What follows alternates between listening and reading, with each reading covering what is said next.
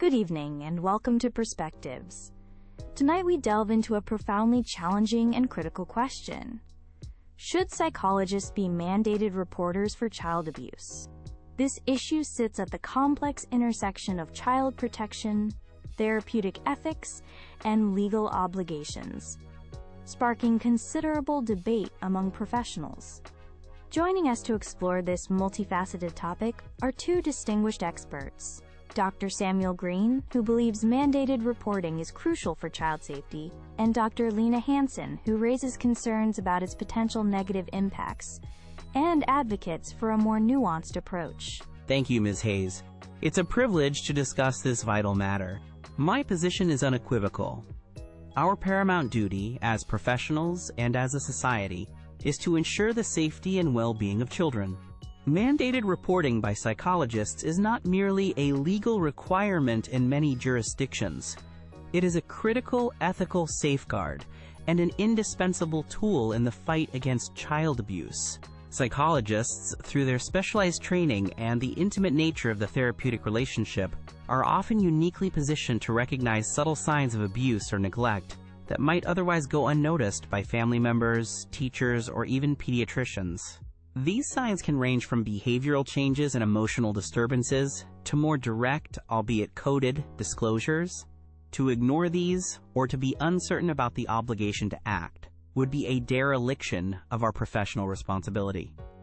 Furthermore, mandated reporting laws provide essential legal and ethical clarity for therapists. They remove the burden of doubt and the potential for individual hesitation, ensuring that when suspected abuse is identified, appropriate action is taken swiftly. We know that early detection and intervention are absolutely vital for mitigating the profound and often lifelong harm that abuse inflicts upon children. Mandated reporting is a key mechanism that facilitates this early intervention. I acknowledge the concerns often raised about therapeutic trust, but I firmly believe that a child's immediate safety and protection must always take precedence. True ethical practice involves navigating these complexities, with the child's best interest as the guiding principle. Thank you, Ms. Hayes and Dr. Green. I share the fundamental goal of protecting children. There is no disagreement on the importance of that objective. However, I believe it is crucial to examine whether current universal mandated reporting mechanisms are always the most effective, or indeed the least harmful means of achieving this protection. My primary concern revolves around the therapeutic alliance. Trust is the bedrock of any effective psychological treatment, especially when dealing with sensitive issues like family dynamics and potential abuse. If clients, whether they are children or parents seeking help for their family, fear that any disclosure, however tentative or exploratory, will automatically trigger an external report and investigation, they may become deeply hesitant to share vital information. This fear can prevent them from fully engaging in therapy, or, worse, deter individuals and families from seeking necessary psychological help in the first place, thereby leaving underlying issues unaddressed and potentially escalating risks. Furthermore, there is a significant risk of over-reporting or misinterpreting complex family situations or ambiguous disclosures.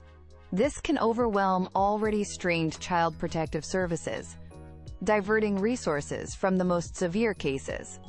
It can also subject families to stressful, potentially traumatizing, and ultimately unnecessary investigations, which can cause iatrogenic harm. While we need clear guidelines, I advocate for a system that allows for greater scope for professional clinical judgment, informed by comprehensive training and ethical consultation.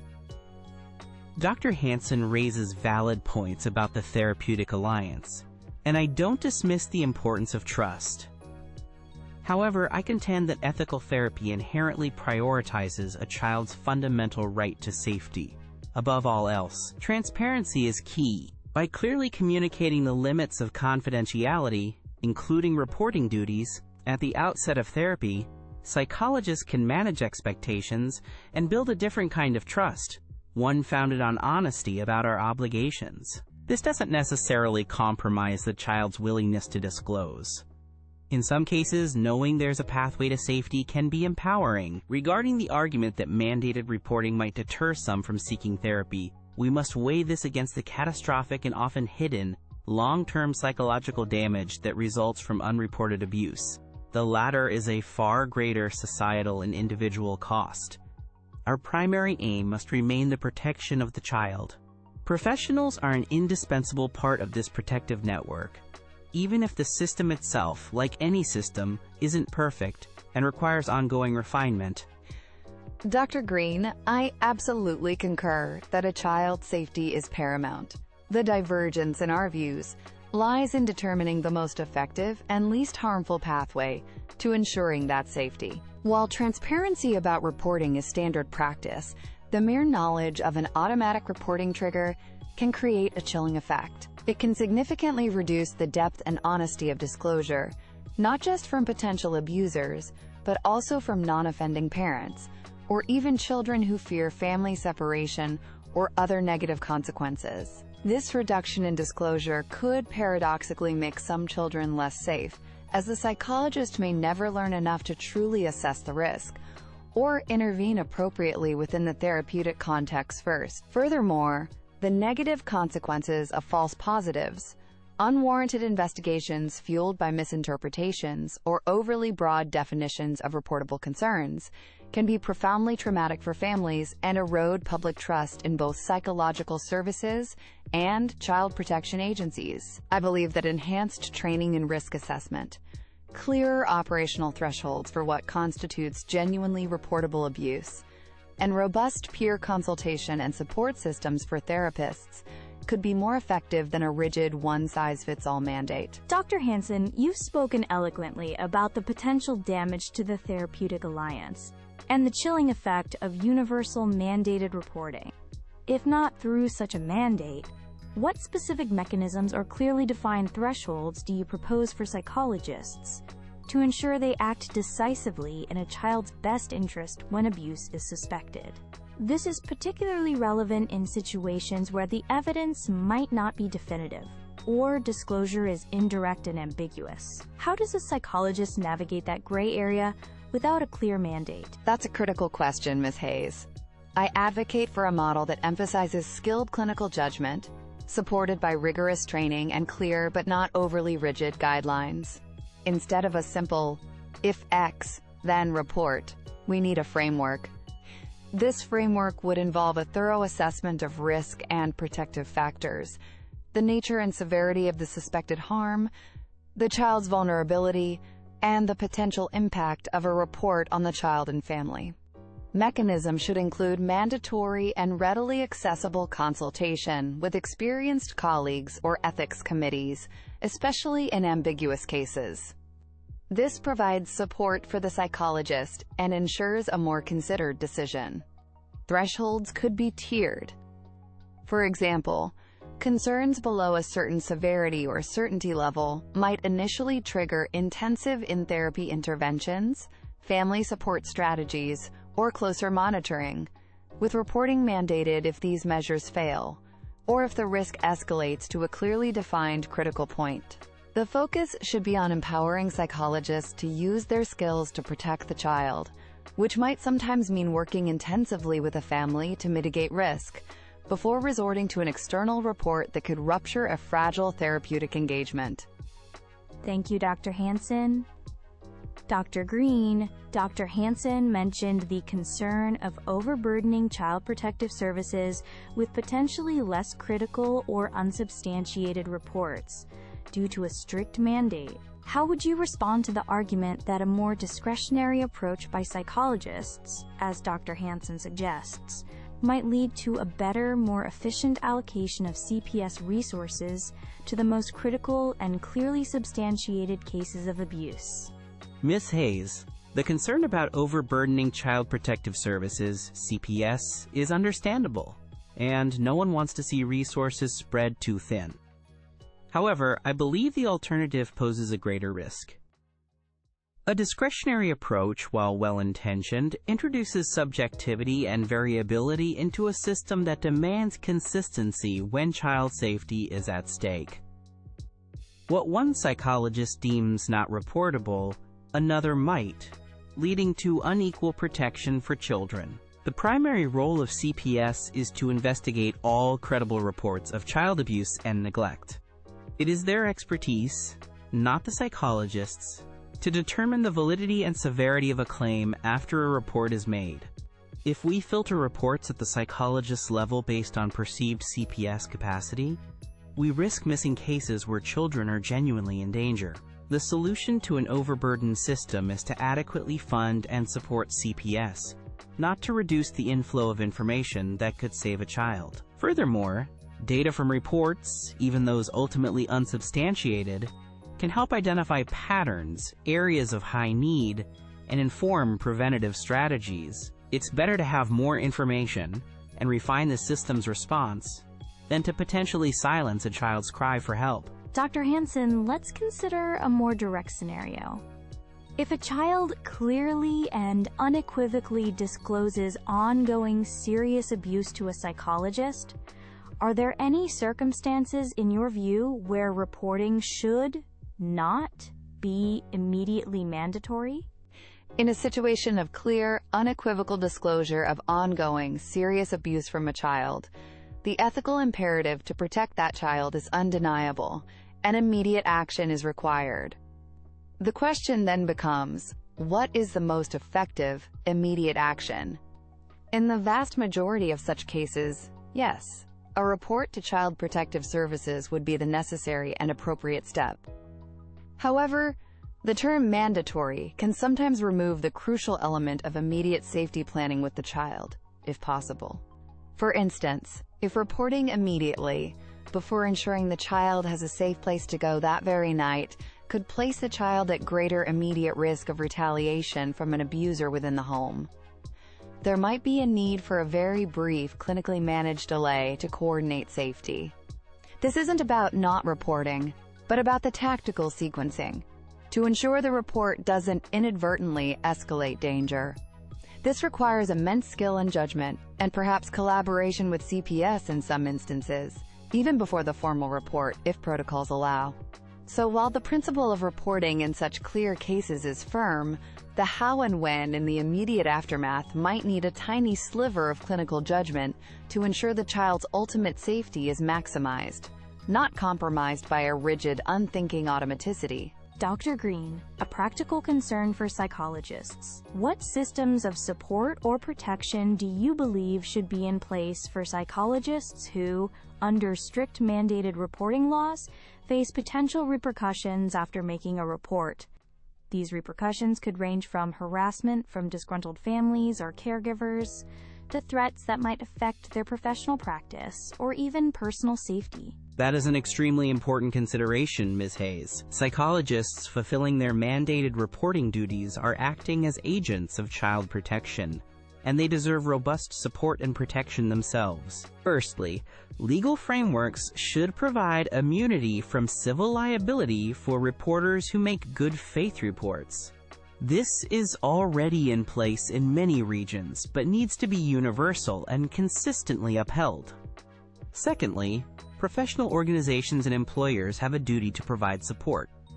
This includes access to legal counsel, guidance on managing threats or harassment, and peer support networks where reporters can share experiences and strategies. Thirdly, there should be clear protocols for collaboration with law enforcement when threats are made against a reporting psychologist. Their safety is paramount to their ability to continue their vital work. Finally, public education campaigns can help demystify the role of mandated reporters, emphasizing that they are acting out of legal and ethical obligation to protect children, which might help reduce some of the backlash born from misunderstanding. This has been a very insightful discussion. A final question for both of you before we move to closing statements. Is there a potential middle ground in this debate? For instance, could reporting requirements perhaps vary based on factors such as the psychologist's assessed level of certainty about the abuse, the perceived severity or type of abuse, or even the child's age and ability to reliably communicate their experiences? I believe a middle ground is not only possible, but essential for a more effective and humane system. Introducing variability based on clearly defined factors is precisely what I mean by a more nuanced approach. For example, a lower threshold for reporting might be appropriate for younger nonverbal children, where signs are inherently more ambiguous, but the vulnerability is higher. Conversely, with an older adolescent, there might be more scope for therapeutic processing and safety planning before an immediate report, depending on the specifics. The severity and type of abuse are also critical. Suspicions of severe physical or sexual abuse would naturally trigger a more urgent and definitive reporting pathway than, say, concerns about neglect that might be better addressed initially through family support interventions, with reporting as a next step if those fail. The psychologist's level of certainty, while subjective, could be guided by standardized risk assessment tools and mandatory consultation in less clear-cut cases. This allows for professional judgment, but within a structured, accountable framework. While I understand the appeal of seeking a middle ground, and I agree that factors like severity and age are important in the overall assessment and response by Child Protective Services, I remain cautious about introducing too much variability into the initial reporting requirement itself for psychologists. The primary strength of a clear mandate is its universality, and the reduction of ambiguity at the point of first concern. If reporting becomes contingent on too many variables assessed by the individual psychologist, we risk reintroducing the hesitation and inconsistency that mandated reporting was designed to overcome. Perhaps a middle ground could involve more robust systems after a report is made.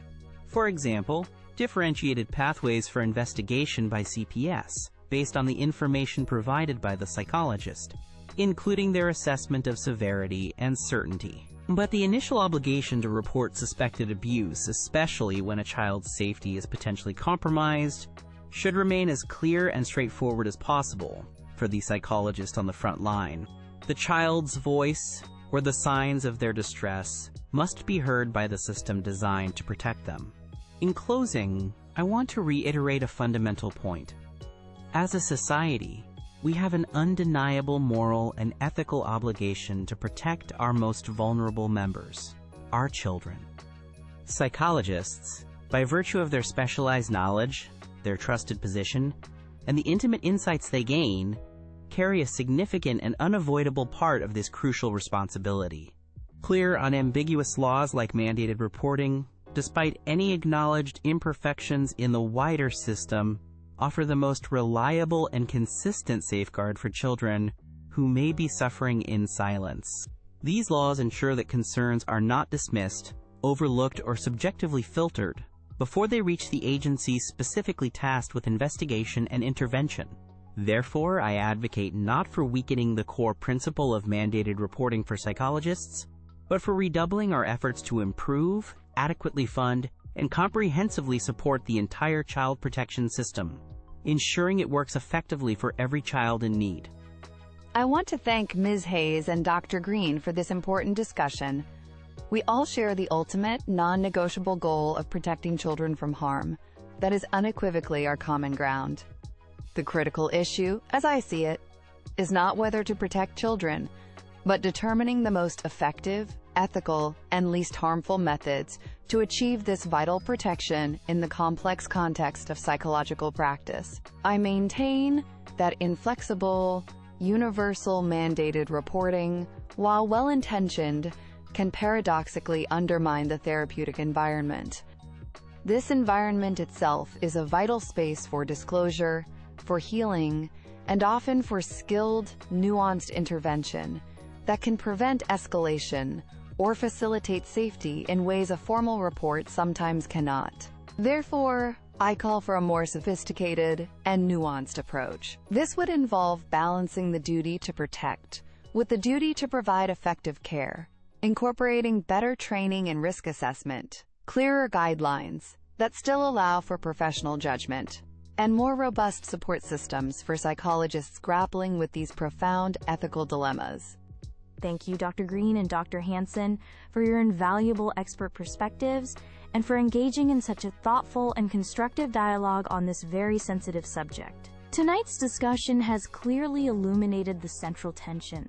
The absolute and undeniable need to protect children weighed against the complex, practical, ethical, and relational challenges that current mandated reporting laws can pose for psychologists and the families they serve. We encourage our audience to continue reflecting on the many different facets of this important issue. Thank you for joining us